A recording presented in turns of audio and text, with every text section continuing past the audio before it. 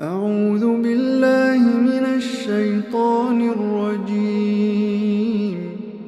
بسم الله الرحمن الرحيم. ألف لام را. تلك آيات الكتاب المبين. إنا أنزلناه قرآنا عربيا لعلكم تعقلون. نحن نقص عليك أحسن القصص بما أوحينا إليك هذا القرآن وإن كنت من قبله لمن الغافلين. إذ قال يوسف لأبيه يا أبت إني رأيت 11 كوكبا والشمس والقمر رأيتهم لي ساجدين. قال يا بني لا تقصص رؤياك على إخوتك فيكيدوا لك كيدا إن الشيطان للإنسان عدو مبين. وكذلك يجتبيك ربك ويعلمك من تأويل الأحاديث ويتم نعمته عليك وعلى آل يعقوب كما أتمها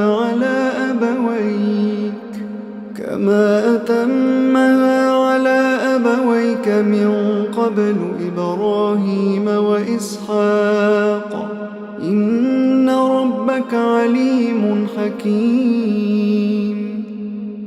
لقد كان في يوسف وإخوته آيات للسائلين.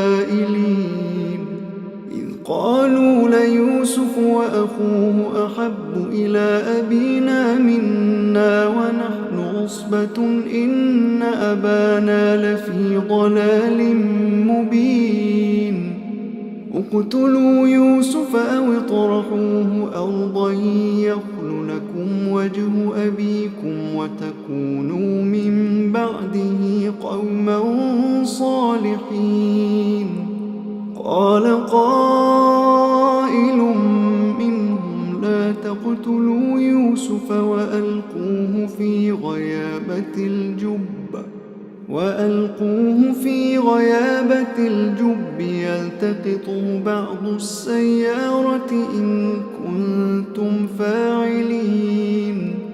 قالوا يا أبانا ما لك لا تأمنا على يوسف وإنا له لناصحون.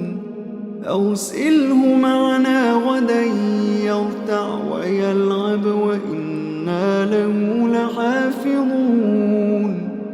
قال إني ليحزنني أن تذهبوا به وأخاف أن يأكله الذئب وأنتم عنه غافلون. قالوا لئن أكله الذئب ونحن عصبة إنا إذا لخاسرون. فلما ذهبوا به وأجمعوا أن يجعلوه في غيابة الجب وأوحينا إليه لتنبئنهم بأمرهم هذا وهم لا يشعرون. وجاءوا أباهم عشاء يبكون. قالوا يا أبانا إنا ذهبنا نستبق وتركنا يوسف عند متاعنا فأكله الذئب وما أنت بمؤمن لنا ولو كنا صادقين. وجاءوا على قميصه بدم كذب. قال بل سولت لكم أنفسكم أمرا فصبر جميل والله المستعان على ما تصفون.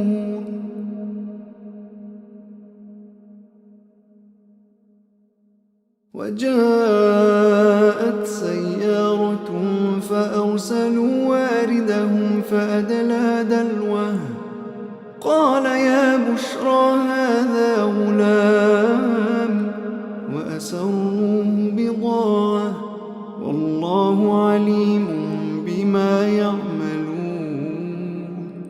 وشروه بثمن بخس دراهم معدودة وكانوا فيه من الزاهدين وقال الذي اشتراه من مصر لامرأته أكرمي مثواه عسى أن ينفعنا أو نتخذه ولدا وكذلك مكنا ليوسف في الأرض ولنعلمه من تأويل الأحاديث والله غالب على أمره ولكن أكثر الناس لا يعلمون ولما بلغ أشده آتيناه حكما وعلما وكذلك نجزي المحسنين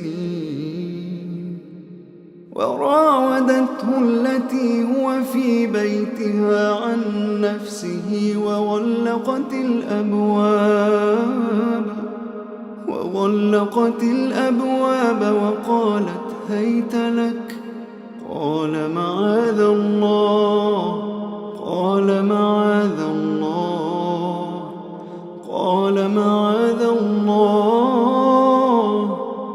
إنه ربي أحسن مثواي إنه لا يفلح الظالمون ولقد همت به وهم بها لولا أن رأى برهان ربه كذلك لنصرف عنه السوء والفحشاء إنه من عبادنا المخلصين واستبق الباب وقدت قميصه من دبر وألف يا سيدها لدى الباب قالت ما جزاء من أراد بأهلك سوءا إلا أن يسجن أو عذاب أليم قال هي راودتني عن نفسي وشهد شاهد من أهلها إن كان قميصه قد من قبل فصدقت وهو من الكاذبين وإن كان قميصه قد من دبر فكذبت وهو من الصادقين فلما رأى قميصه قد من دبر قال إنه من كيدكن إن كيدكن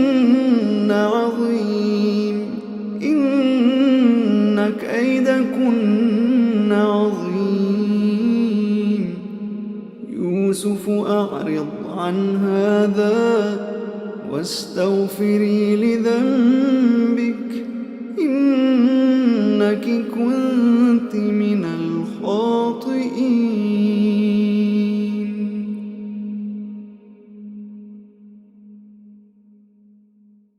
وقال نسوة في المدينة امرأة العزيز تراود فتاها عن نفسه قد شغفها حبا إنا لنراها في ضلال مبين فلما سمعت بمكرهن أرسلت إليهن وأعتدت لهن متكأ وآتت كل واحدة منهن سكينا وقالت اخرج عليهن فلما رأينه أكبرنه وقطعن أيديهن وقلن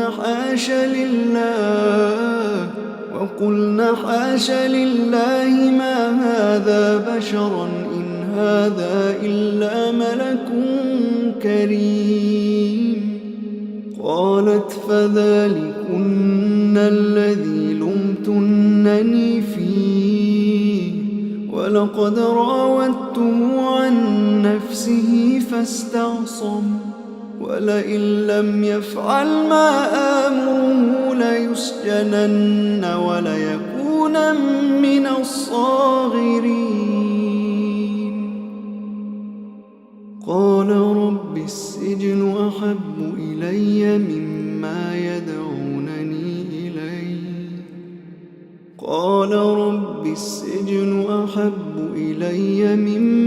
يدعونني إليه وإلا تصرف عني كيدهن أصب إليهن وأكن من الجاهلين. فاستجاب له ربه فصرف عنه كيدهن إنه هو السميع العليم. ثم بدا لهم من بعد ما رأوا الآيات ليسجننه حتى حين.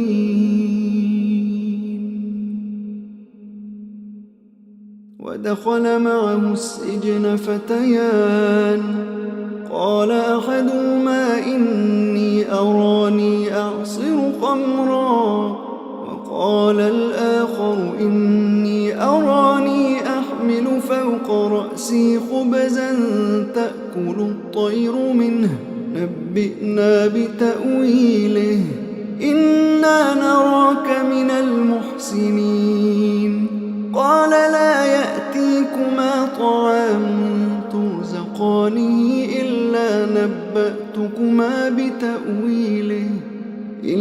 نبأتكما بتأويله قبل أن يأتيكما ذلكما مما علمني ربي إني تركت ملة قوم لا يؤمنون بالله وهم بالآخرة هم كافرون واتبعت ملة آبائي إبراهيم وإسحاق ويعقوب ما كان لنا أن نشرك بالله من شيء ذلك من فضل الله علينا وعلى الناس ولكن أكثر الناس لا يشكرون. يا صاحبي السجن أأرباب متفرقون خير أم الله الواحد القهار ما تعبدون من دونه إلا أسماء سميتموها أنتم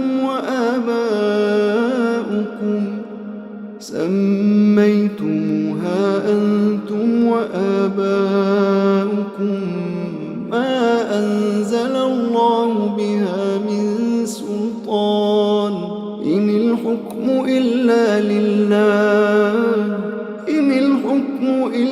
لله أمر ألا تعبدوا إلا إياه ذلك الدين القيم ولكن أكثر الناس لا يعلمون. يا صاحبي السجن أما أحدكما فيسقي ربه خمرا وأما الآخر فيصلب فتأكل الطير من رأسه قضي الأمر الذي فيه تستفتيان. وقال للذي ظن أنه ناج منهما اذكرني عند ربك فأنساه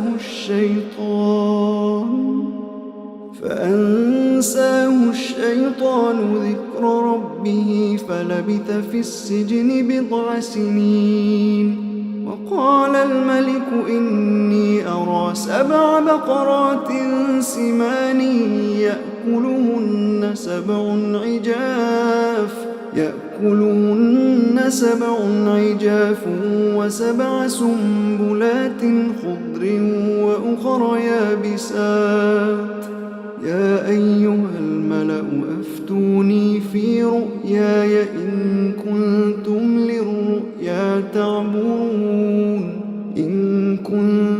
للرؤيا تعبرون. قالوا أضغاث أحلام وما نحن بتأويل الأحلام بعالمين. وقال الذي نجا منهما وادكر بعد أمة أنا أنبئكم بتأويله فأرسلون. يوسف أيها الصديق أفتنا في 7 بقرات سمان يأكلهن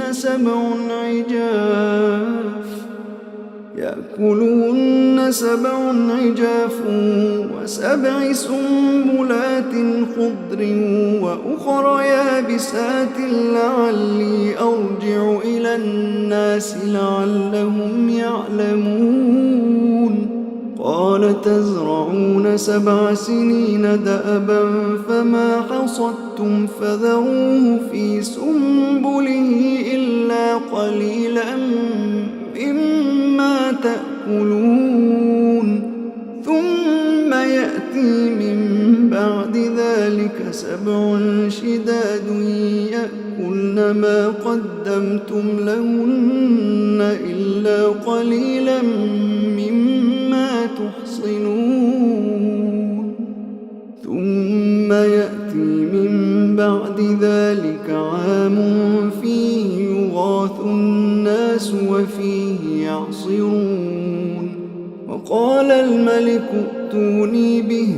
فلما جاءه الرسول قال ارجع إلى ربك فاسأله ما بال النسوة اللاتي قطعن أيديهن إن ربي بكيدهن عليم.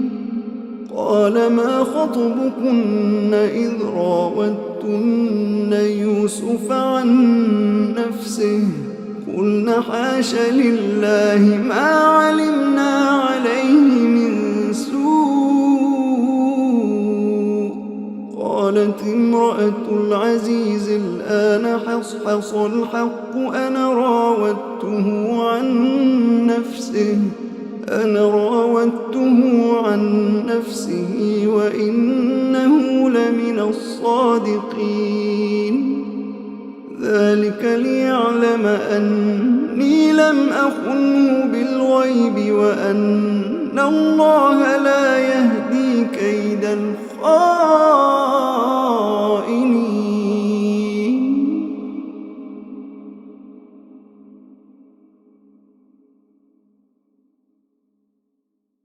وما أبرئ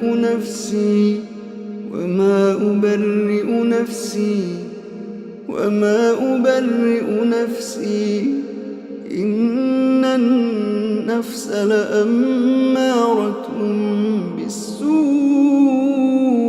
إلا ما رحم ربي إن ربي غفور رحيم. وقال الملك ائتوني به أستخلصه لنفسي. فلما كلمه قال إنك اليوم لدينا مكين أمين. قال اجعلني على خزائن الأرض إني حفيظ عليم. وكذلك مكنا ليوسف في الأرض يتبوأ منها حيث يشاء نصيب برحمتنا من نشاء ولا نضيع أجر المحسنين. ولأجر الآخرة خير للذين آمنوا وكانوا يتقون. وجاء إخوة يوسف فدخلوا عليه فعرفهم وهم له منكرون ولما جهزهم بجهازهم قال ائتوني بأخ لكم من أبيكم ألا ترون أني أوفي الكيل وأنا خير المنزلين فإن لم تأتوني به فلا كيل لكم عندي ولا تقربون قالوا سنراود عنه أباه وإنا لفاعلون وقال لفتيانه اجعلوا بضاعتهم في رحالهم لعلهم يعرفونها إذا انقلبوا إلى أهلهم لعلهم يرجعون فلما رجعوا إلى أبيهم قالوا يا أبانا منع منا الكيل فأرسل معنا أخانا نكتل وإنا له لحافظون قال هل آمنكم عليه إلا كما أمنتكم على أخيه من قبل فالله خير حافظا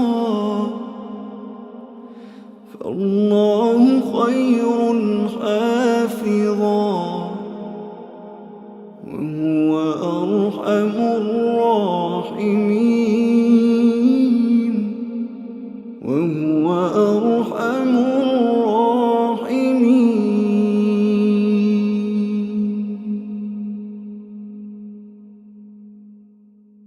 ولما فتحوا متاعهم وجدوا بضاعتهم ردت إليهم قالوا يا أبانا ما نبغي هذه بضاعتنا ردت إلينا ونمير أهلنا ونحفظ أخانا ونزداد كيل بعير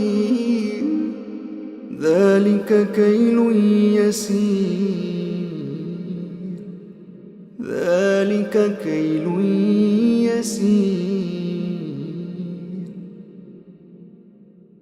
قال لن أرسله معكم حتى تؤتون موثقا من الله لتأتونني به إلا أن يحاط بكم فلما آتوا موثقهم قال الله على ما نقول وكيل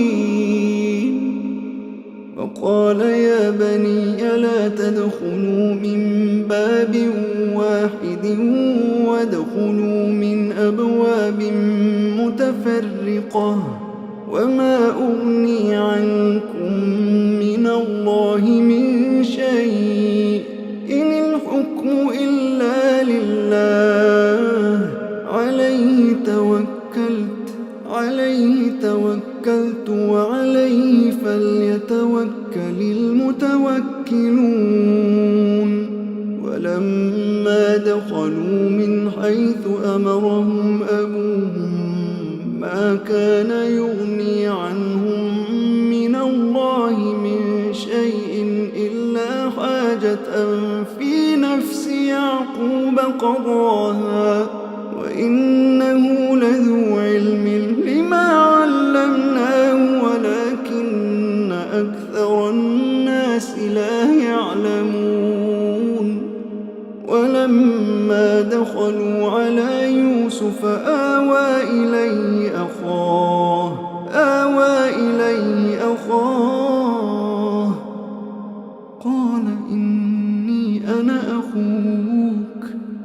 قال إني أنا أخوك فلا تبتئس بما كانوا يعملون فلما جهزهم بجهازهم جعل السقاية في رحل أخيه ثم أذن مؤذن أيتها العير إنكم لسارقون قالوا وأقبلوا عليهم ماذا تفقدون قالوا نفقد صواع الملك ولمن جاء به حمل بعير وأنا به زعيم قالوا تالله لقد علمتم ما جئنا لنفسد في الأرض وما كنا سارقين قالوا فما جزاؤه إن كنتم كاذبين قالوا جزاؤه من وجد في رحله فهو جزاؤه كذلك نجزي الظالمين فبدأ بأوعيتهم قبل وعاء أخيه ثم استخرجها من وعاء أخيه كذلك كدنا ليوسف ما كان ليأخذ أخاه في دين الملك إلا أن يشاء الله ما كان ليأخذ أخاه في دين الملك إلا أن يشاء الله نرفع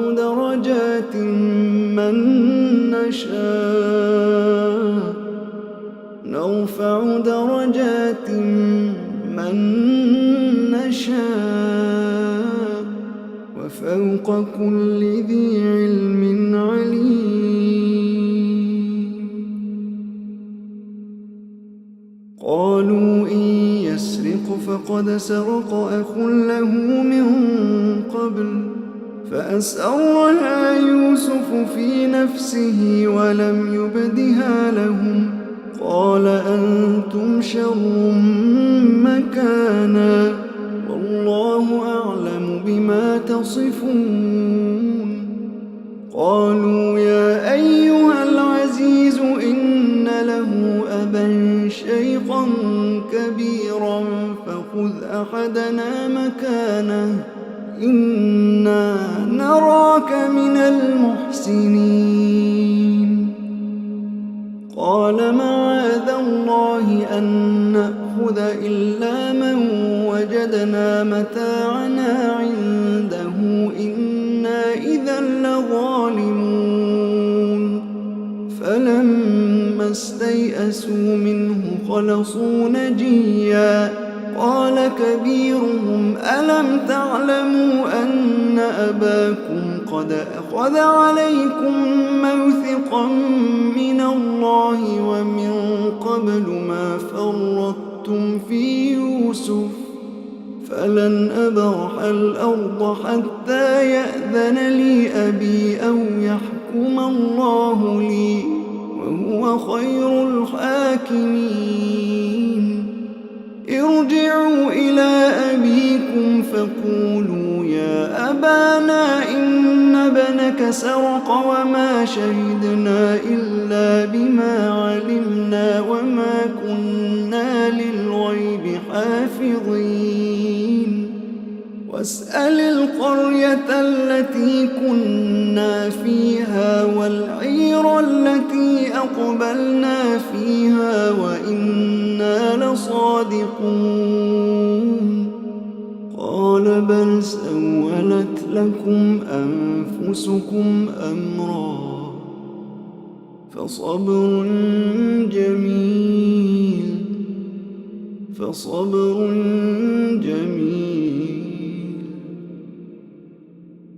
عسى الله أن يأتيني بهم جميعا إنه هو العليم الحكيم وتولى عنهم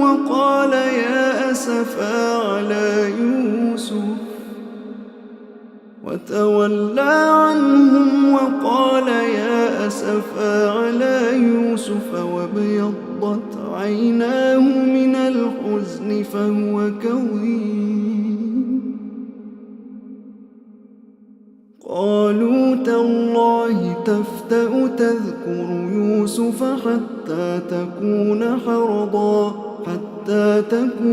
حرضا أو تكون من الهالكين.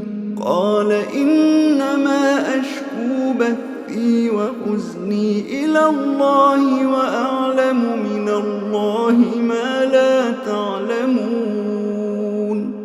يا بني اذهبوا فتحسسوا من يوسف وأخيه ولا تيأسوا من روح الله إنه لا ييأس من روح الله إلا القوم الكافرون. فلما دخلوا عليه قالوا يا أيها العزيز مسنا وأهلنا الضر وجئنا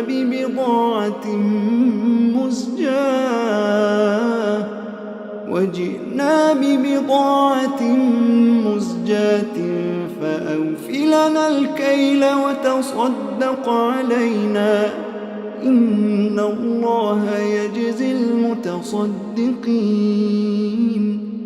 قال هل علمتم ما فعلتم بيوسف وأخيه إذ أنتم جاهلون؟ قالوا أئنك لأنت يوسف؟ قال أنا يوسف وهذا أخي قد من الله علينا إنه من يتق ويصبر فإن الله لا يضيع أجر المحسنين. قالوا تالله لقد آثرك الله علينا وإن كنا لخاطئين. قال لا تثريب عليكم اليوم يغفر الله لكم وهو أرحم الراحمين.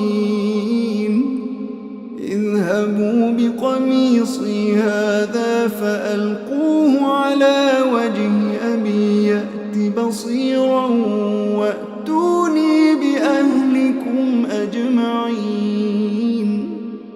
ولما فصلت العير قال أبوهم إني لأجد ريح يوسف لولا أن تفندون. قالوا تالله إنك لفي ضلالك القديم. فلما أن جاء البشير ألقاه على وجهه فارتد بصيرا. قال ألم أقل لكم إني أعلم من الله ما لا تعلمون؟ قالوا يا أبانا استغفر لنا ذنوبنا إنا كنا خاطئين. قال سوف أستغفر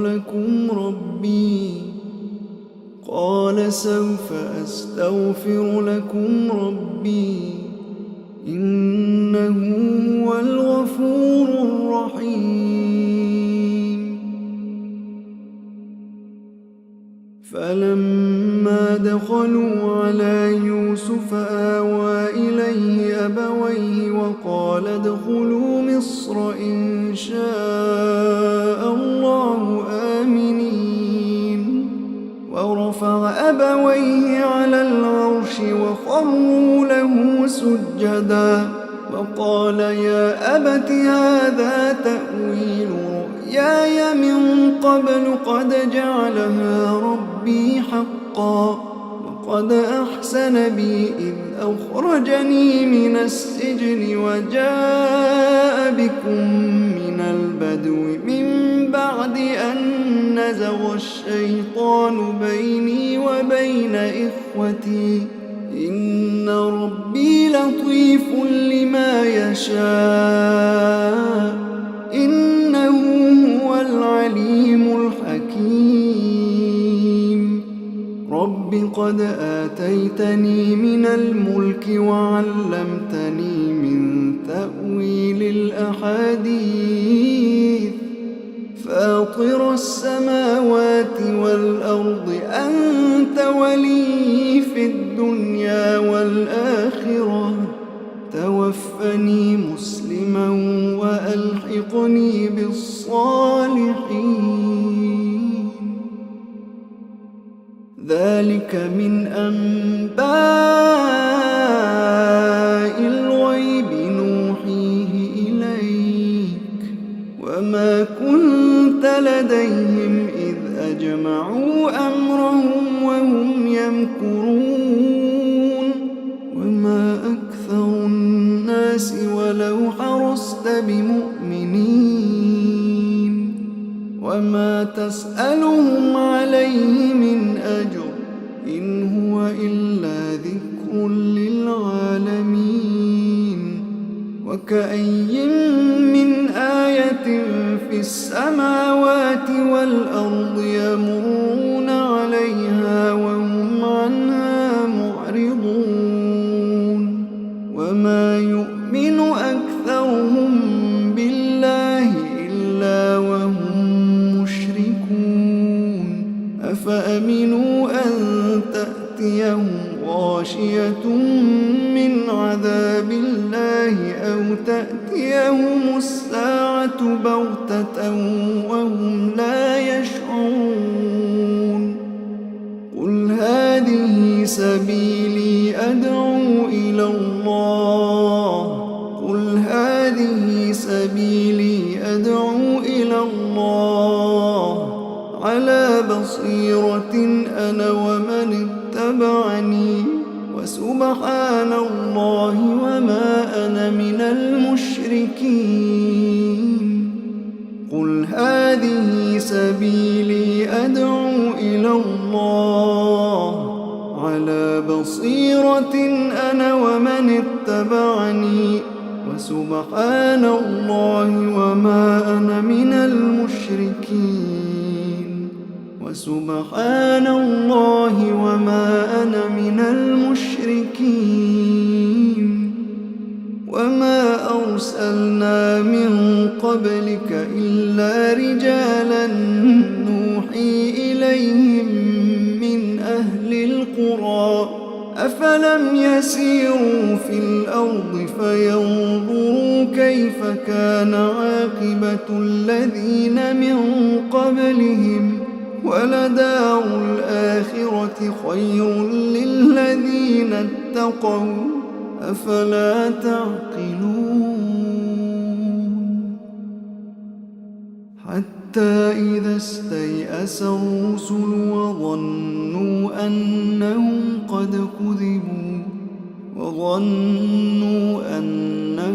قد كذبوا جاءهم نصرنا فنجي من نشاء ولا يرد بأسنا عن القوم المجرمين ولا يرد بأسنا عن القوم المجرمين لقد كان في قصصهم عبرة لأولي الألباب ما كان حديثا يفترى ولكن تصديق الذي بين يديه